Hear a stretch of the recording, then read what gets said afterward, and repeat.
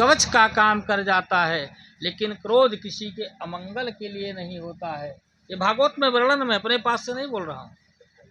तो जिस समय श्री शुकाचार्य जी महाराज का लौकिक वैदिक कर्म करने का अधिकार नहीं प्राप्त हुआ था, उसी समय ये जन्म लेकर के और वन की ओर चले गए और इनके संसर्ग से तन्मय होकर के वृक्षों ने उत्तर देना शुरू कर दिया।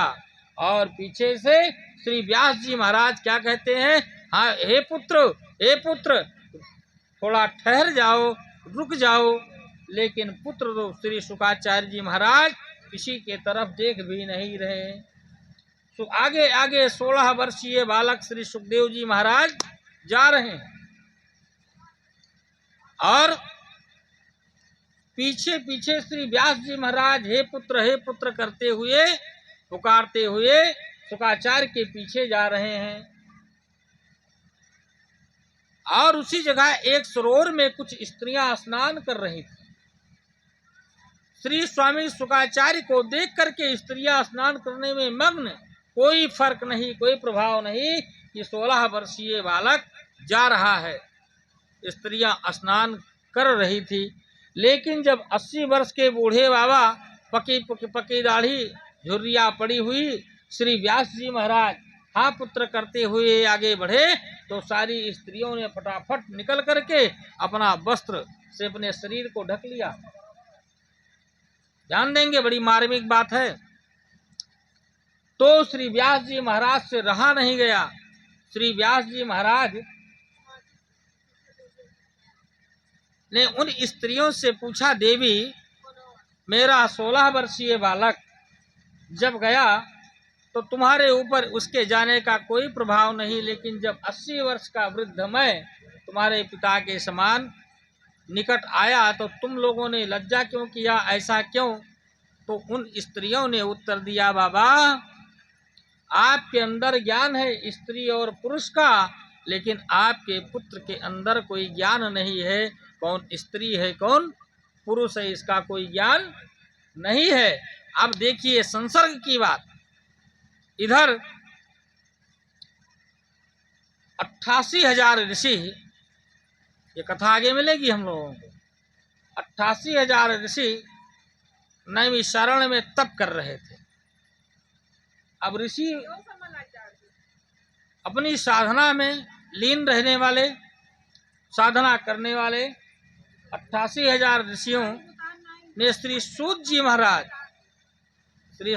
महाराज को श्री व्यास जी महाराज के द्वारा पुराण वाचन का अधिकार मिला था। पहले का ये नियम होता था कि कौन व्यक्ति कौन किस वेद का किस पुराण का वाचन कर सकता है। सबको हर चीज कहने का अधिकार नहीं होता है।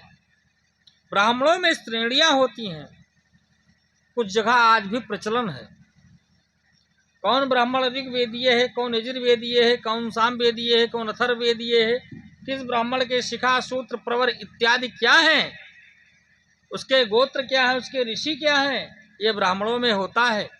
ऋषि तो सब में होते हैं, लेकिन खास करके यदि ब्राह्मण अपने गोत्र और ऋषि प्रवर तथा वेद के अनुकूल विद्याध्ययन करेगा तो वह वेद उसको अतिशीघ्र आएगा।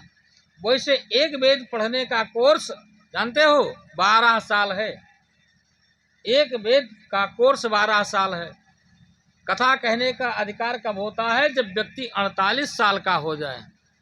अच्छा, आज तक इसमें से बैठे श्रोता समाज किसी को नहीं देखा है कि कोई बाल इंजीनियर हो गया हो, 3 वर्ष का बालक इंजीनियर बना हो, या 10 वर्ष का बालक इंजीनियर बना हो, 8 वर्ष का बालक कोई थाना अध्यक्ष या दरोगा इत्यादि बना हो, सिपाही बना हो, कोई डॉक्टर या मास्टर इत्यादि में बना हो।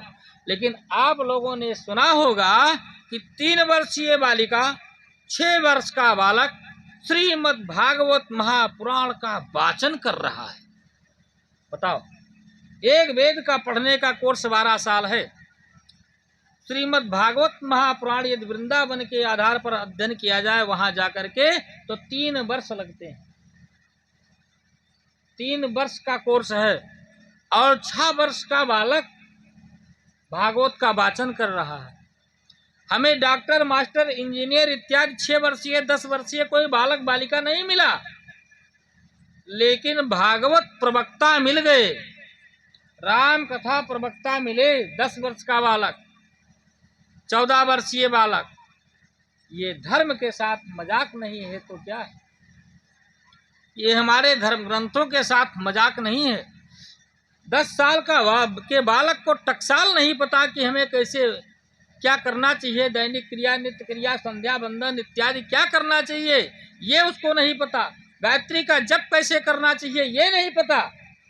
हमारी शिखा, सूत्र, वेद, वेदांत क्या है ये उसको नहीं पता। और भागवत वाचन शुरू, राम कथा का बात।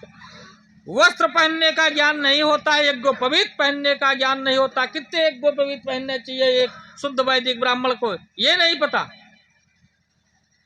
यज्ञो पवित्र धारण करने का क्या विधान है, कब यज्ञो पवित्र बदलना चाहिए ये नहीं पता। लेकिन 10 वर्ष का बालक भागवत प्रवक्ता है, ये इससे बड़ा दुर्भाग्य और क्या होगा। स्त्रियों के लिए श्रीमद् भागवत व्यास पीठ पर बैठने का अधिकार नहीं कहा गया है। मैं निंदा नहीं कर रहा हूं, यथार्थ बोल रहा हूं।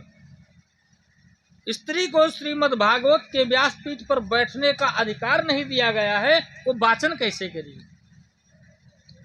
स्त्रियों के जीवन में कुछ चीजें सुलभ नहीं होता है। स्त्री लड्डू गोपाल की सेवा कर सकती है आराम से, लेकिन शालिग्राम की सेवा करना स्त्रियों के लिए वर्जित होता है। यदि स्त्री करती है तो उसको वो अपना नरक का रिजर्वेशन कर रही है। भक्ति 9 प्रकार की कोई भी करे, 9 भक्ति में से कोई भी भक्ति करे, स्त्री को स्वाहा नहीं बोलना चाहिए, नमः कहना चाहिए। यद्यपि स्वाहा और नमः और हूँ फट, इन तीनों का अर्थ केवल नमस्कार होता है। स्वाहा पुल्लिंग है, नमः स्त्रीलिंग है, हूँ फट नपुंसक लिंग है। तीनों का अर्थ एक है, नमस्कार।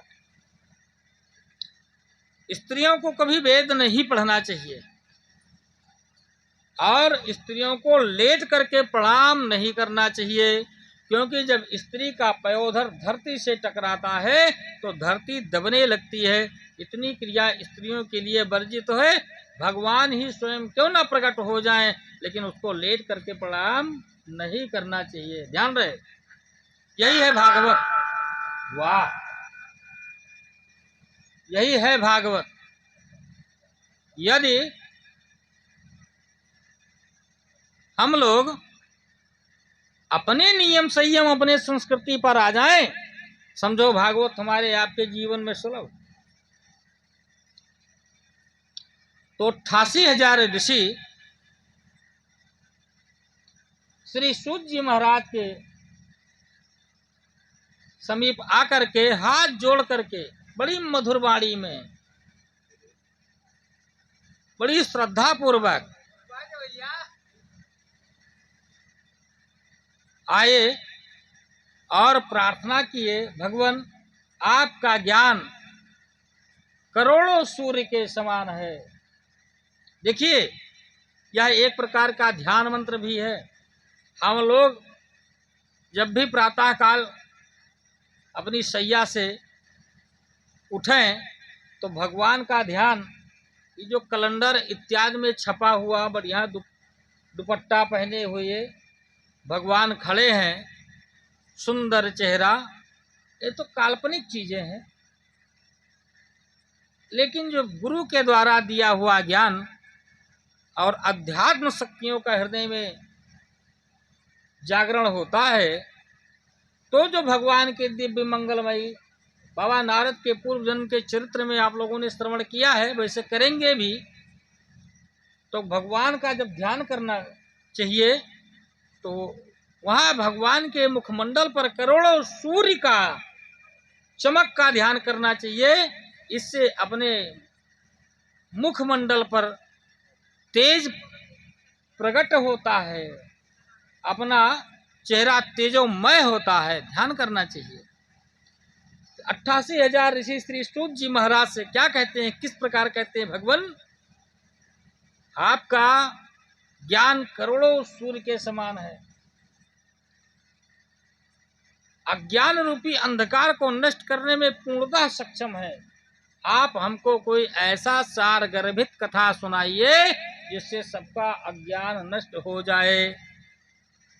इतना नहीं भगवान, भक्ति ज्ञान विराग ज्ञाप्त हो, भक्ति ज्ञान से लथपथ हो, ओतप्रोत हो, और सब सुनने के बाद सबके मन के अंदर श्रद्धा उत्पन्न हो जाए, वैराग्य आ जाए। भगवान ऐसी सार गर्भित कथा आप सुनाइए भगवान। चिंतामणि लोक सुखम सुरुद्र सुख संपदाम। चिंतामणि अधिकतम लौकिक सुख दे सकती है। चिंतामणि आपको मिल जाए, आप यदि ध्यान कर लें कि हमें हलवा पूड़ी, मालपुआ, कचौड़ी, बढ़िया बढ़िया गरम गरम पूड़ी आ जाए सामने, ध्यान करेंगे तुरंत प्रकट हो जाएगा। पा लीजिए। निर्मल शुद्ध शीतल जल, ध्यान करेंगे तुरंत प्रकट हो जाएगा। खूब खाइए। लेकिन कहीं गलती से आपके ध्यान में आ गया कि कहीं आग ना लग जाए तो आग भी प्रकट हो जाएगी। निगेटिव बात नहीं सोचना चाहिए। चिंतामणि पा करके एक भाग्यवान थे, तो संयोग से उनकी पत्नी मायके चली गई और उनके ससुराल से उनके घर के बीच में एक छोटा सा जंगल था। उस जंगल में एक कल्प वृक्ष का पौधा लगा हुआ था। ये उस समय वाहन की सुविधा थी नहीं, पैदल जाने लगे। तो पैदल चलते चलते थक गए और संयोग से इनको प्यास भी लग गई, तो बड़ी अच्छी छाया देखे उसी जगह बैठ गए। और जो जिस वृक्ष की छाया में थे वो कल्प वृक्ष था। कल्प वृक्ष सांसारिक सुखों को दे ही सकता है। इनको प्यास लगी तो इन्होंने कल्पना किया कि यदि बढ़िया शुद्ध शीतल जल होता तो पीते प्यास बुझ जाती। अब कल्पना की बात थी, जल आ गया सामने, पिए, आनंद आया। अब जल पिए तो मन में शांति आई, थोड़ी भूख भी लगी, तो इन्होंने भोजन की कामना किया। तो बढ़िया हलवा पूड़ी, मालपुआ, कचौड़ी इत्यादि का जैसे कामना किया तो थाल व्यंजन आ गया, बढ़िया बढ़िया गरम गरम खीर कनक भवन वाली। अब आया भोजन, सुगंध फैला तो पाए भोजन। अब भोजन पा लिए तो इनको थोड़ा आलस्य आ गई। तो इन्होंने सोचा बढ़िया ऊंचा स्पिंच वाला गद्दा होता, बढ़िया चौकी होती तो बेड होता, सोते, क्या पूछना था। अब तुरंत बेड आ गया, गद्दा लग गया, सो लेट गए। अब जब लेटे ये, इनका शीश ऊपर को जब वृक्ष की शाखा देखे तब इनके मन में आया कहीं शाखा से शेर ना आ जाए। अब कल्पना की बात थी, शेर आया तुरंत चढ़ कर गया। तो कहने का मतलब ये है कि यदि हम भागवत के सानिध्य में बैठें तो अपनी कल्पना शक्ति, अपनी निगेटिव सोच को दूर करके केवल भगवत स्मरण में ही बैठे। ऐसा मुनियों ने प्रश्न किया श्री सूत जी महाराज से कि चिंतामणि जो मणि है ये लौकिक सुख दे सकती है और कल्प वृक्ष पारलौकिक अर्थात स्वर्ग के कुछ संपत्तियों को दे सकता है। लेकिन परीक्षत गुरु प्रीतो योग वैकुंठ दुर्लभम। यदि भगवान आपकी कृपा हो जाए, गुरुदेव की कृपा हो जाए, तो वैकुंठ जैसे दुर्लभ स्थान को क्षण मात्र में दे सकते हैं। इसलिए हे नाथ, हे गुरुदेव भगवान, आप कृपा करके मुझे सार गर्भित कथा श्रवण कराइए। इधर क्या हुआ,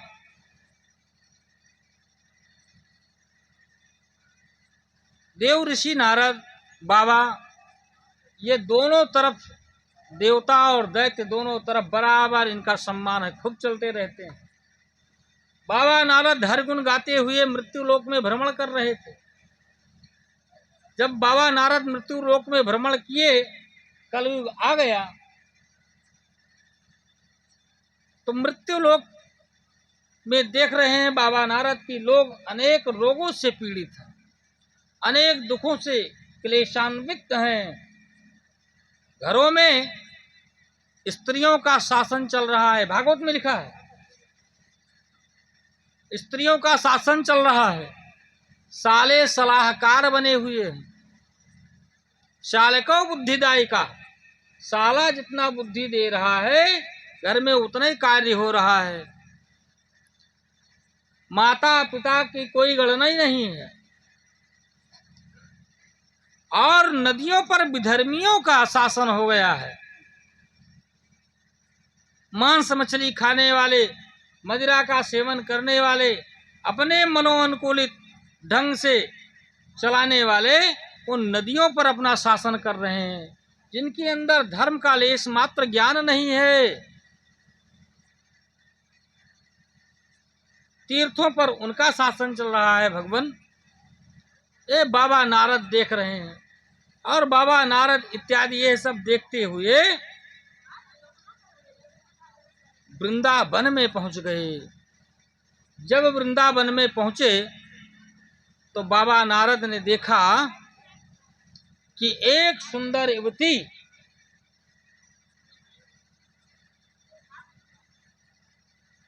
बैठी और उसके चारों तरफ सुंदर सुंदर कई स्त्रियां, कोई पंखा झल रही है, सब सेवा में लगी हुई।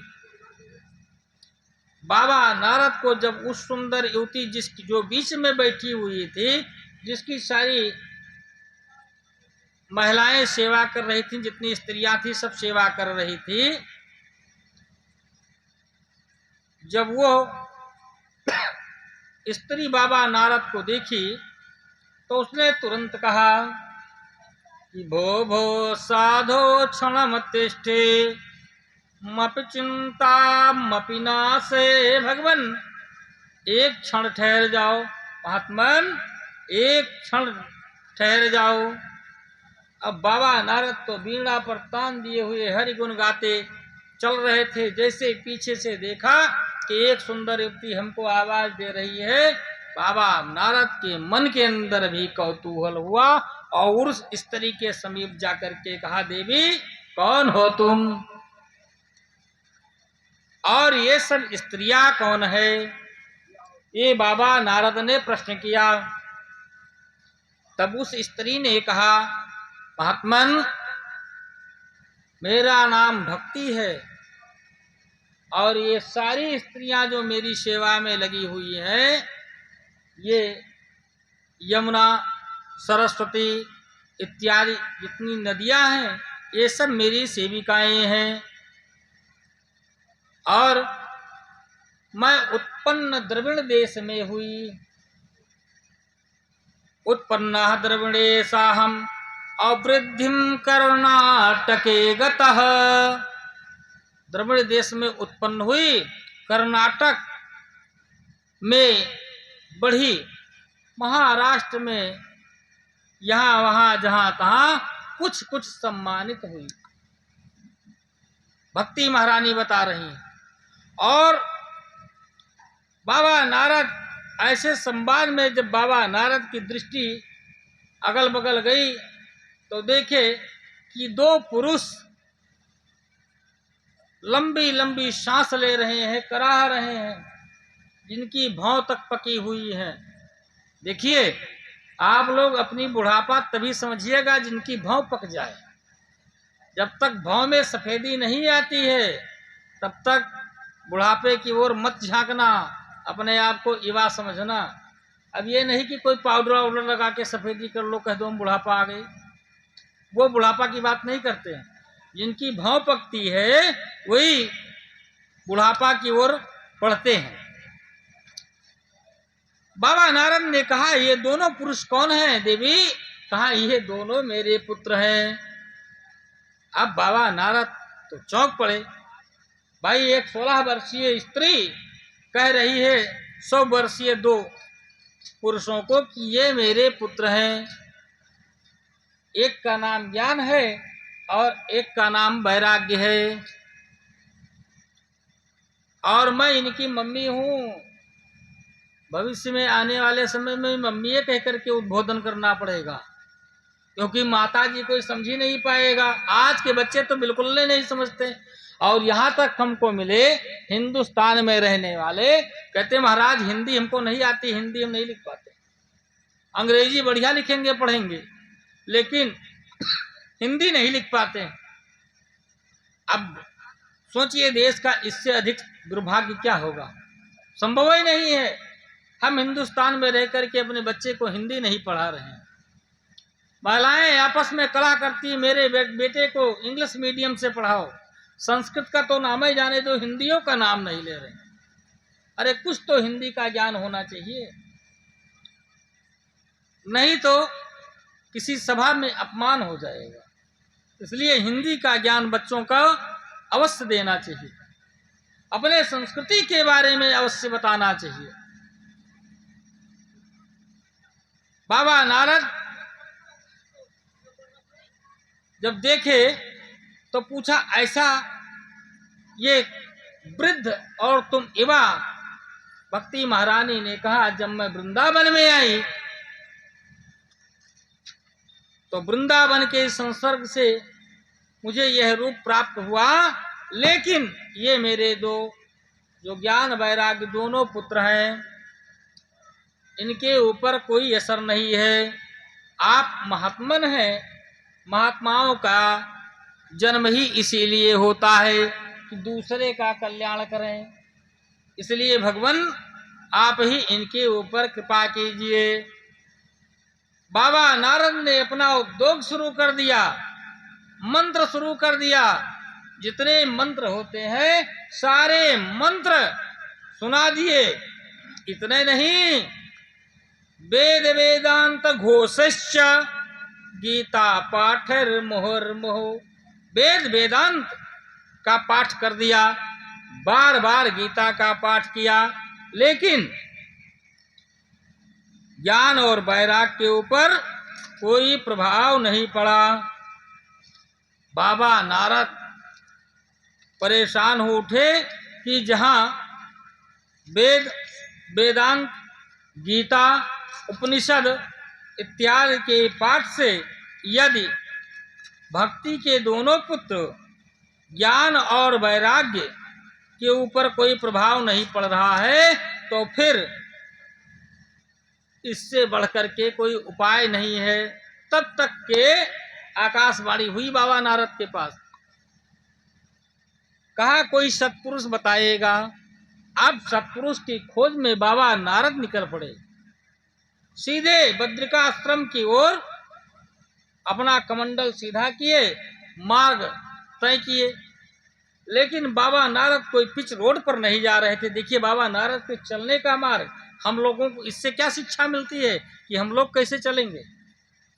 आप लोग पगडंडी पर यदि चलेंगे, यहाँ से आपको आपके जनपद तक जाना है, तो यदि पगडंडी पर चलेंगे तो वहाँ पर कोई बोर्ड आपको नहीं मिलेगा, इतना किलोमीटर इतना किलोमीटर, कोई तीर नहीं मिलेगी। लेकिन जब रोड पर जाएंगे तो उस पर आपको जगह जगह बोर्ड मिलेगा कि अयोध्या इतने किलोमीटर, वृंदावन इतने किलोमीटर, किधर जाना है तीर लगी हुई है। बाबा नारद ने किसी बोर्ड का सहारा नहीं लिया और बीड़ा पर तान छोड़ी और भगवान का नाम लेते हुए, हरि गुण गाते हुए हिमालय की ओर, बद्रिका आश्रम की ओर चल पड़े। बद्रिका आश्रम में ये रास्ते में सोचते हुए चले कि वहां जाकर के मैं कौन से सत्पुरुष की खोज करूं। इससे अच्छा ये है कि मैं स्वयं तपस्या करके और भक्ति के दोनों पुत्र ज्ञान वैराग का कल्याण कर दूं। ऐसा आसन लगाए बद्रिकाश्रम में। बताने का समय नहीं बद्रिकाश्रम का नाम बद्रिकाश्रम क्यों पड़ा, लेकिन बताएंगे किसी दिन। तब तक सनक सनंदन सनातन सनत कुमार, ये 4 ऋषि कुमार उधर से भगवान के नामों का कीर्तन करते हुए आ रहे थे। थोड़ा हम लोग भी कर लें।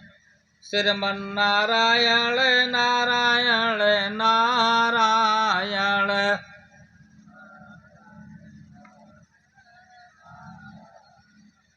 वैसे संख्या बल के हिसाब से आवाज कम है, इसलिए जितने तेज आवाज निकालोगे, तेज बोलने का कीर्तन में मतलब क्या है? क्योंकि अब आप लोग परिचित हैं घुसपैठियों से। भारत में पहले घुसपैठियों का बड़ा आतंक होता था, घुसपैठी आ गया तो कलयुग एवं विकार रूपी घुसपैठी अंदर आपके पंडाल में ना आने पावे, इसलिए कीर्तन जब आप बोलते हैं तो उससे एक पॉजिटिव ऊर्जा निकलती है, जिससे जो नाना प्रकार के जो निगेटिव ऊर्जा है वो नष्ट हो जाती है। इसलिए कीर्तन नारायण पद्धति है। नारायण पद्धति में मौन रहने से दोष होता है, और नारद पद्धति में न बोलने से दोष होता है। इसलिए कीर्तन में सबको बोलना चाहिए, कथा में सबको मौन रहना चाहिए, ये ध्यान रहे। कथा है नारायण पद्धति और कीर्तन है नारद पद्धति। इसलिए सभी लोग प्रेम से बोलेंगे और थोड़ा जोर से बोलेंगे, श्रीमन नारायण नारायण नारायण,